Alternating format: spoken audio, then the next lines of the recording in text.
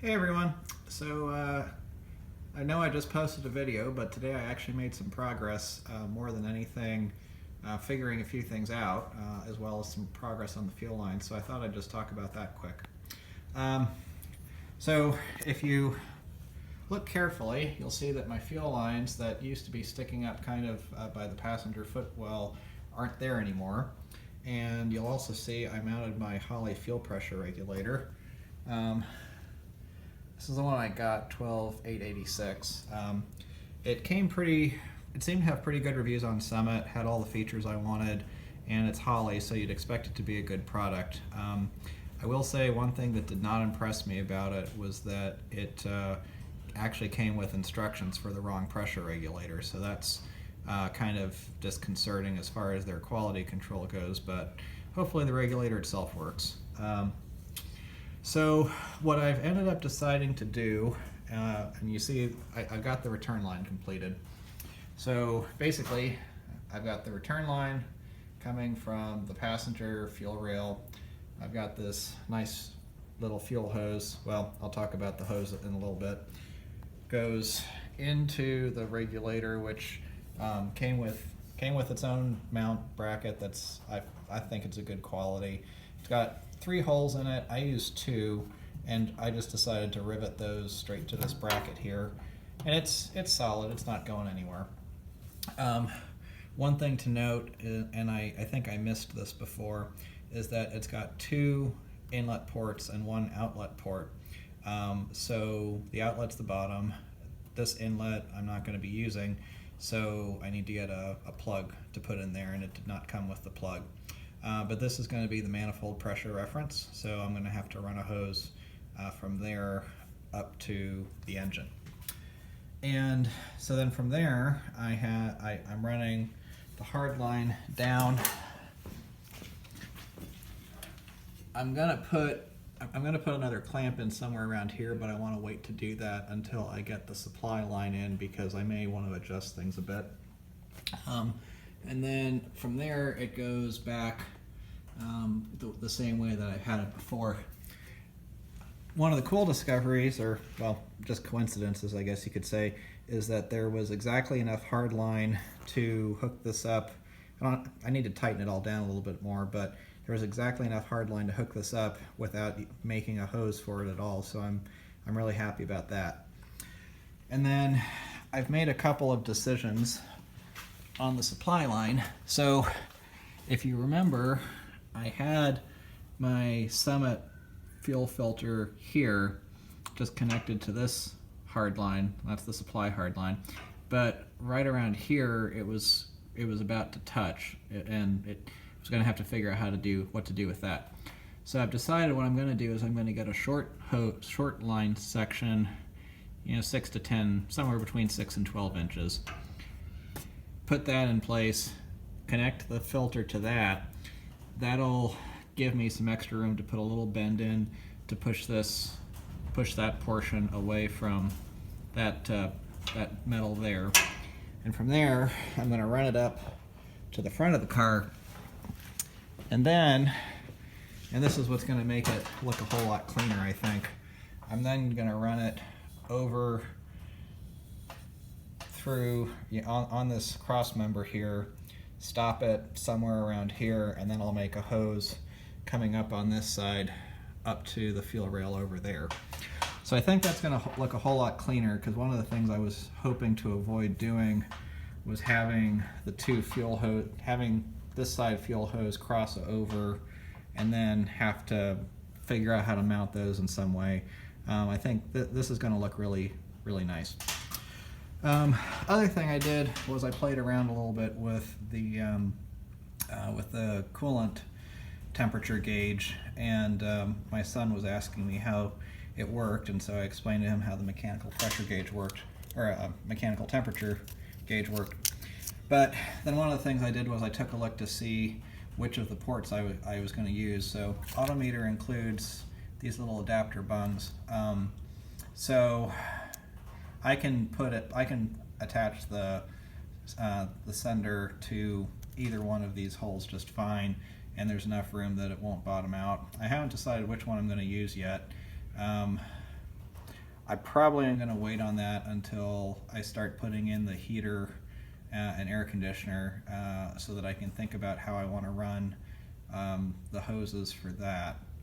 And I haven't figured that one out fully yet. The one thing I'll tell you is that although the thread is correct on the sensor, on that gauge for this port here, it does not go deep enough for the probe to go in all the way.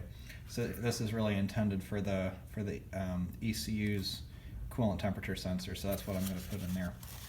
And then this little adapter that Autometer includes also fits in down on the oil pan for the oil temp sender, whatever you want to call it. It's a mechanical gauge, so that's good. So made some design decisions there, and when I go to work tomorrow, I'll go to the auto parts store and pick up a few things, and then hopefully I can check off the fuel system as being complete. And then at that point, what I'm going to need to do is put some fuel into the tank, and I guess I'll need to go get a few gallons of premium, put it in the tank, and then and then do a leak check. But I'm not in a huge rush to do that because there's not really anything I'm buttoning up right now. While I'm at the auto parts store, I may look for the bypass hose just so that I can put that on and get that part taken care of. I've also been spending some time thinking about the dashboard a bit. One thing I've commented on, I think in my first video or one of the first ones, is just how complete this kit from Factory 5 really is. They say all you need is the donor car and the base kit, and you have what you need. And they're really telling the truth there. So sometimes I forget about the fact that they've actually included things, and that I don't necessarily need to go buy everything. That said, in some cases I may want to. So one of the things they include are these indicator lights. They've got 3 of them: green one for turn signals, blue one for high beams, and red one for oil pressure or something if you want to have an idiot light up there. I don't think I'm going to put the red one in, but I think what I'm going to do is I'm going to take the green one and the blue one and just put them up here between the speedometer and the tachometer. They also include these toggle switches, and I may actually use these. They have something that's really important to me is the feel of the switch, as well as obviously it needs to work, but I like to have a really good quality feel with my switches. Probably comes from my flying, because in aircraft the switches are, as you would expect, pretty much all good quality. So I may use those, but if I don't, it's probably going to be because they've only included I think it's 2 switches, and I'm going to have a lot more than 2 switches in there, and I want consistency. So I probably won't use them, but those feel good. They also include this push button switch. This one feels pretty cheap, to be honest, so I don't think I'm going to use this one. But the point is, it's pretty complete. Now here's the last thing that I want to talk about for the moment, is this fuel hose. So I bought this braided fuel hose from Summit Racing. This is the Summit brand. So like I mentioned, I'm a pilot. I fly aircraft. I'm used to aircraft quality hoses that are, rated for to be fireproof. This is not that at all, and personally I think it's a fairly low quality hose. I think it's definitely lower quality than the Aeroquip braided hoses I've put on cars before. I'm honestly not sure whether I'm going to use this or not.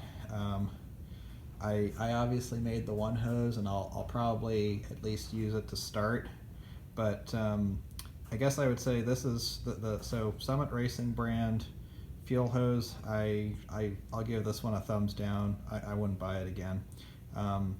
It does not appear to be very good quality, so I'm not sure how long it's going to last. But I will say that these Summit fittings, on the other hand, I'm pretty pleased with. they seem to be good quality, and the hoses assemble quite easily with them, so I don't have any complaints there. Other thing is that for the fuel filter, what I'm planning on doing is just mounting it with a pair of Adele clamps, and I think that this will work fine. I'll be able to rivet it in. It'll be on securely enough that should work just fine. Yeah, if I rivet it in, then that means I have to drill the rivets out when I pull the filter out to change the cartridge, maybe. The end screws off right here, so reality is I probably shouldn't have to do anything besides unhooking this side and moving the line out of the way. But even if I have to drill these rivets out to get the housing out, it's not that big of a deal. I think that'll probably be the easier way to go. So that's just a few more notes. Hopefully tomorrow I'm able to go get a few more parts that I need, and I probably won't be able to actually finish up the fuel lines. So that's kind of the update for today. I doubt if I'm going to end up being able to get the parts I need to completely finish the high pressure side, if nothing else because there's I ended up stealing that female to female -6 connector for the pressure regulator over here, and I need to get another one of those, so that probably won't come in. But I should be able to get pretty much everything else I need to get this all together over the weekend, hopefully, and then I can check off that box of getting that fuel pressure or the fuel system done. So that'll be pretty neat, and still spend a little bit more time thinking about what I'm going to do with the dashboard, but definitely heading in the right direction there. So that's kind of exciting. I also got confirmation that my balancer should hopefully show up tomorrow. So if that's the case, then I can torque that on, and that'll be a milestone. You know, the part that I have to deal with right now is that there's a lot of pieces to the puzzle, and they sort of all go together. So just figuring out details like, okay, how do I want to route things, and how is that going to interfere with the other hoses and lines and everything where they need to go. So there's a lot of stuff that's sort of coming together at the same time now, but that's pretty cool. So pretty soon I think electrical will happen, but for now, pretty close to the fuel system. So thanks for watching, and Happy New Year.